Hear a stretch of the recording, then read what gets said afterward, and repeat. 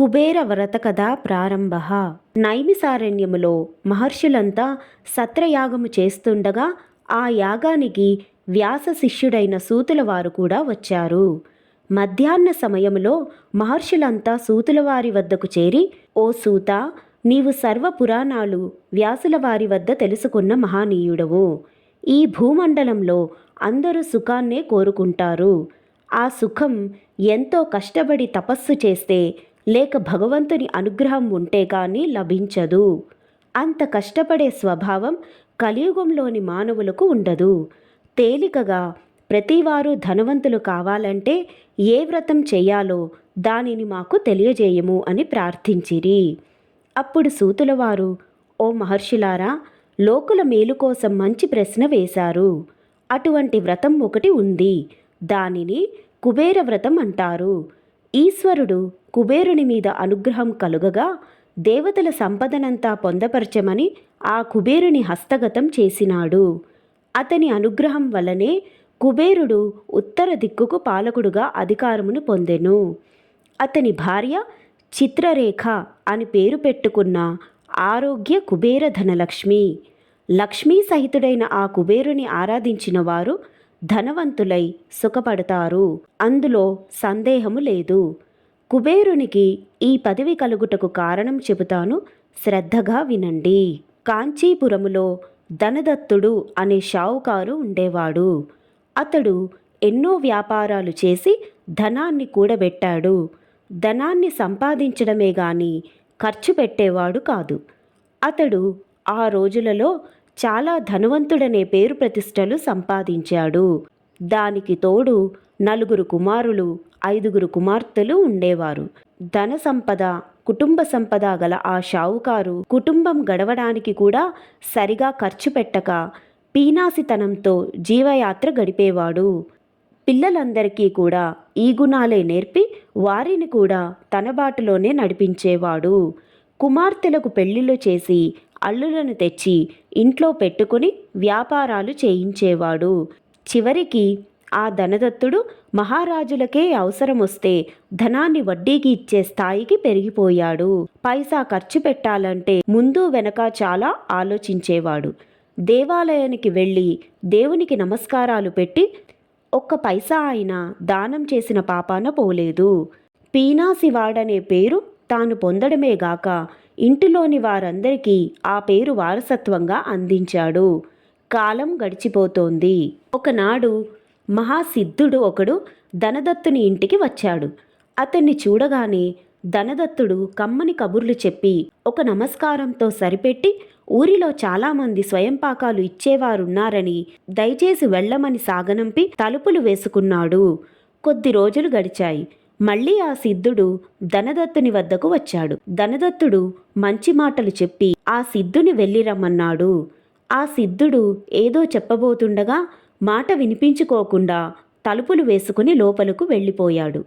మరల కొంతకాలానికి ఆ సిద్ధుడు ధనదత్తుని ఇంటికి వచ్చి, నేను స్వయంపాకం కోసం రాలేదని నా మాటలు వినిపించుకోమని చెప్పాడు. ధనదత్తుడు నాకు మాటలు వినే సమయం లేదని, చాలా తొందర పనులు ఉన్నాయని 1 రోజుల తర్వాత రమ్మని పంపించి వేసి తలుపులు వేసుకున్నాడు. 1 రోజులు దాటిన తరువాత ఆ సిద్ధుడు మరలా వచ్చాడు. వచ్చి రాగానే, అయ్యా, నాకు ఇంకా ఖాళీ అవలేదు, 2 మాసాల తర్వాత దయచేయండి అని తలుపులు వేసుకున్నాడు. ఈ విధంగా సాకులు చెబుతూ 1 సంవత్సరం గడిపేశాడు. ఆ సిద్ధుడు రావడం మానలేదు. చివరకు ఒకరోజు ధనదత్తుడు, మీరేమి చెబుతారో ఒక్క మాటలో చెప్పి వెళ్ళండి అని అన్నాడు. వెంటనే ఆ సిద్ధుడు, ఓ షావుకారు, నీ భార్యాపుత్రుల కోసం నువ్వు ఈ లంపటంలో మునిగి నీకు రాబోయే కష్టాన్ని తెలుసుకోవటం లేదు. కాస్త నా మాటలు విను అనగానే ధనదత్తుడు, నాకే కష్టాలు రాబోతున్నాయో తొందరగా తెలపండి అని. అయినా అనేక సంపదలు సంపాదించాను. నా కుటుంబం కూడా చాలా వృద్ధి పొందింది. నాకు లోటు ఏమున్నది అని అనెను. అప్పుడు ఆ సిద్ధుడు, ఓ ధనదత్త, నీకు త్వరలో అపమృత్యువు సంభవిస్తుంది. ఆ మృత్యువు నుండి నిన్ను నువ్వు కాపాడుకొనుటకు ఒకే ఒక మార్గము కలదు. నీ భార్య గాని సంతానము ఎవరైనా ఆ అపమృత్యువును తీసుకొనుటకు అంగీకరించినచో నీవు ఇంకా 60 సంవత్సరములు సుఖముగా జీవిస్తావు. లేని ఎడల నీకు మృత్యువు తప్పదని పలికెను. అప్పుడు ధనదత్తుడు తన వారందరినీ పిలిచి, మృత్యువును మీరు ఎవరైనను స్వీకరిస్తారాయని ప్రశ్నించెను. ఎవరూ మృత్యువు వాతపడుటకు ఇష్టపడక, నీ పాపము నీవే అనుభవించవలసిందేనని పలికిరి. అంతటా ధనదత్తుడు ఆ యోగితో, నా వారు ఎవ్వరూ అపమృత్యువును స్వీకరించుటకు సమ్మతించడం లేదు. నా ధనమునే అందరూ కోరుకొనుచున్నారు. కాబట్టి నా అపమృత్యువు తొలుగుటకు మరి ఒక మార్గమును చెప్పమని యోగిని ప్రార్థించెను. అప్పుడు ఆ సిద్ధుడు, నీవు ధనమును ఖర్చు పెట్టి అఖండ శివారాధన చెయ్యాలని చెప్పినాడు. నా ప్రాణముల కంటే ధనము ఎక్కువదా, తప్పక ఖర్చు చేయగలనని చెప్పెను. వెంటనే ఆ సిద్ధుడు ఆ వైశ్యుని చేత అఖండ శివారాధన చేయించెను. అతడు శివారాధనా తత్పరుడై భక్తి శ్రద్ధలతో శివారాధన సలుపుతూ జీవితమంతా గడిపి కొంతకాలమునకు శివనామార్చన జరుపుతూ తనువు చాలించెను. తత్ఫలితముగా ఆ ధనదత్తుడు శివలోక ప్రాప్తి నొంది శివుని ఆంతరంగిక మిత్రుడయ్యెను. శివానుగ్రహముచే దేవలోకమునకు ధనపతి అయి కుబేరుడు అని పేరుగాంచెను. అతనికి దేవలోకములోని సంపదలపైన నవనిధులపైన అధికారము కలిగెను. చిత్రరేఖ అను పేరుతో ధనలక్ష్మి ఆ కుబేరుని అర్ధాంగి అయి వెలిసెను. ధనలక్ష్మి సైతడగు తనను ఆరాధన చలిపిన భక్తులకు ఆరోగ్య భాగ్యాలను ఇష్ట సంపదలను ఇచ్చెదనని ఆయన ప్రతిజ్ఞ చేసెను. నవనిధి పరిపాలకుడు అగుటచే ఆ పూజను 9 వారములు ఆచరింపవలయును.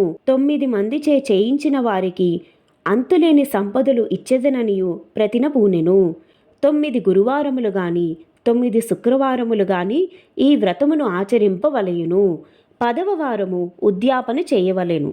అన్ని వారములు పూజ చేయలేని అసక్తులు కనీసం 5 వారములైనను పూజ చేసి 6వ వారములో ఉద్యాపన చేసుకొనవచ్చును. ఉద్యాపనము 10వ వారమున మామూలుగా ధనలక్ష్మి సమేతుడైన కుబేరుని పూజించి కలశ దగ్గర 9 వ్రత విధాన పుస్తకములను ఉంచి పూజించి ఆ పుస్తకములను 9 మంది దంపతులకు లేదా ముత్తైదువులకు పండు తాంబూలములతో వాయనము ఇవ్వవలెను. వారు కూడా ఈ వ్రతమును ఆచరించినట్లు నచ్చజెప్పవలెను. భక్తి శ్రద్ధలు ప్రధానము. ఇందులోనున్న కుబేర యంత్రమును పటము కట్టించుకొని పూజామందిరములో ఉంచుకొనవలెను. ఇట్లు చేసిన వారికి సమస్త రోగములను తొలగి ఆరోగ్యము గలుగును. అష్ట ఐశ్వర్యములను భోగభాగ్యములను కలుగును. ఇహపర సౌఖ్యములను గలుగుటకు ఇంతకు మించిన వ్రతము లేదు అని సూతుడు మహర్షులకు లోకానుగ్రహార్థము వినిపించెను. పూజానంతరము ఈ కథను చదివి అక్షంతలను శిరస్సుపై వేసుకోవలెను. కుబేరుడు గుహ్యకులకు నాయకుడు, శివభక్తుడు. శివుని అనుగ్రహము చేత సకల సంపదలను పొందెను. ఇతని వామభాగము నుండి ఒక కన్య పుట్టెను. ఆమె పేరు మనోరమ. ఆమె కుబేరునికి భార్య అయ్యెను. కుబేరుడు పూర్వజన్మలో యజ్ఞదత్తుని కుమారుడు. అతని పేరు గుణనిధి. అతడు అవగుణములకన్నిటికీ నిధి అయి దుర్వ్యసనాపరుడైనాడు. తండ్రి వాని చర్యలు భరించలేక ఇంటి నుండి పాలద్రోలినాడు. గుణనిధి తిండి లేక ఎలమటించుచు ఒక గుడిలో నివేదన చేసిన శివప్రసాదమును దొంగలించి తినెను. అందుకు రాజభటులు వానిని కొట్టి చంపిరి. శివప్రసాదము తినుటి చేత శివదూతలు వచ్చి వానిని తమతో కైలాసమునకు తీసుకొని పోయిరి. అతడు శివునికి ప్రీతిపాత్రుడయ్యెను. తరువాత జన్మలో కళింగరాజైన అరిందముడుగా పుట్టెను. దీక్షతో కాశీ విశ్వేశ్వరుని సేవించెను. శివుడు పార్వతితో ప్రత్యక్షమయ్యెను. దివ్య దృష్టి ఇచ్చెను. రాజు పార్వతి అందముని చూచుచూ ఉండిపోగా ఆమె అతని కన్నుగ్రుడ్డు ఒకటి ప్రేలిపోవునట్లు శపించెను. శివుడు పార్వతితో, వీడు నీకు పుత్రుని వంటివాడు కనుక క్షమించి అనుగ్రహింపుమనగా ఆమె దయతో అతనికి కంటిని ఇచ్చి దీవించెను. శివుడు అతనిని ఉత్తర దిశకు పాలకునిగా చేసి అలకాపురిని రాజధానిగా నిచ్చెను.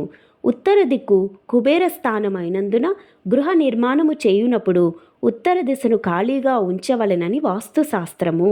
విశ్రవో బ్రహ్మకు దేవవర్ణిని యను భార్య వలన కుబేరుడు జన్మించెను. పుట్టగానే బ్రహ్మ వచ్చి ధనపతి అగునని దీవించెను. కుబేరుడు తండ్రి దగ్గర చదువులు నేర్చి బ్రహ్మను గూర్చి 3000 ఏండ్ల తపస్సు చేసెను. బ్రహ్మ సాక్షాత్కరింపగా నాకు దిక్పాలత్వమును ధనాధిపతిత్వమును అనుగ్రహింపమని కోరెను.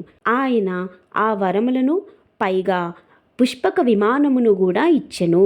కుబేరుడు తండ్రి వద్దకు వచ్చి నాకు నివసించుటకు మంచి పురము నిర్మించి ఇమ్మని కోరగా, విశ్రవుడు పూర్వము విశ్వకర్మ దక్షిణ సముద్ర మధ్యమున లంకలో ఒక పురము నిర్మించినాడనియు దానిలో నీవు నివసింపుమనియు చెప్పి పంపెను. కుబేరుడు ధనములతోనూ పుష్పక విమానముతోనూ లంకలో ప్రవేశించి చాలా కాలం ఉండి తరువాత రావణాసురునిచే నిర్వాసితుడై అలకానగరమునకు చేరెను. వెంకటేశ్వరుడు పద్మావతిని వివాహం చేసుకొని నిశ్చయించుకొని ధనమును అప్పుగా నిమ్మని కుబేరుని అడిగెను. కలియుగాంతమున అప్పు తీర్చెదననియు అంతవరకును వడ్డీ కట్టుచుండదననియు పత్రము వ్రాసి ఇచ్చెను. కుబేరుడు ధనమును అప్పుగా ఇచ్చెను. వెంకటేశ్వరుడు దానికి వడ్డీ కట్టుటకై భక్తుల యొద్ద కానుకలు స్వీకరించుచున్నాడు. అందుకే ఆయనకు వడ్డీ కాసులవాడు అని పేరు. పూజా విధానము. ఈ వ్రతమును మొట్టమొదటిసారి ప్రారంభించడానికి మంచి రోజు చూచుకుంటే చాలు. మిగతా వారాలలో వర్జ్య దుర్ముహూర్తాలు లేకుండా చూచుకొని పూజలు చేసుకొనవచ్చును. ఈ వ్రతాన్ని 9 వారాలు చెయ్యాలి. ప్రతి గురువారం నాడు గాని ప్రతి శుక్రవారం నాడు గాని ఒక నియమం పెట్టుకొని చెయ్యాలి. ఇంట్లో ఈశాన్య దిక్కును గాని తూర్పు దిక్కున గాని మండపము పెట్టాలి.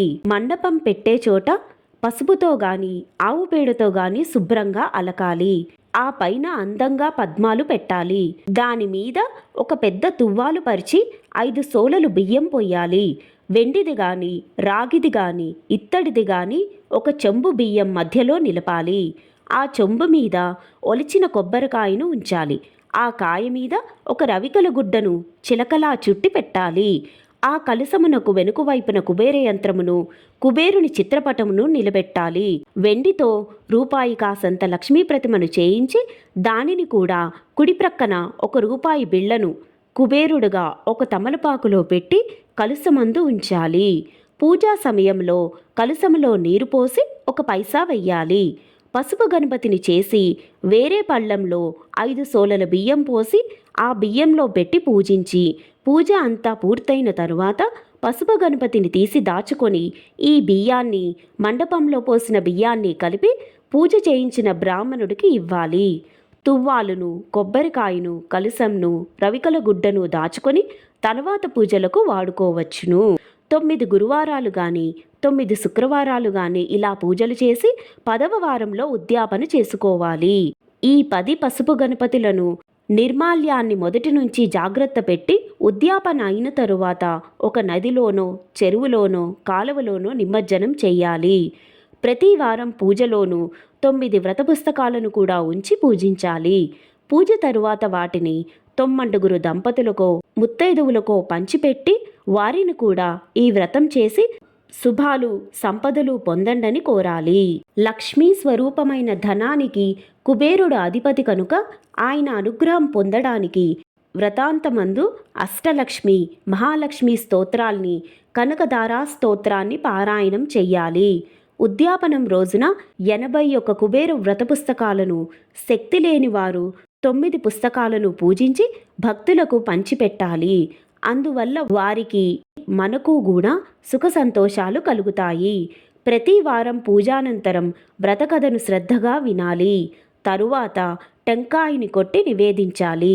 పూజా విధానమంతా అయిన తరువాత మనం తినే భోజన పదార్థాలు దేవునికి నైవేద్యము పెట్టాలి. కుబేర వ్రతకల్పం పుస్తకం మీ ఇంటిలో కూడా ఒకటి ఉండాలి. ఇది స్కాంద పురాణమునందలి రేవాఖండములోని 24వ అధ్యాయము కుబేర వ్రతకథ సమాప్తః. ధనలక్ష్మీ సహిత కుబేర దేవతార్పణమస్తు. శుభం భూయాత్.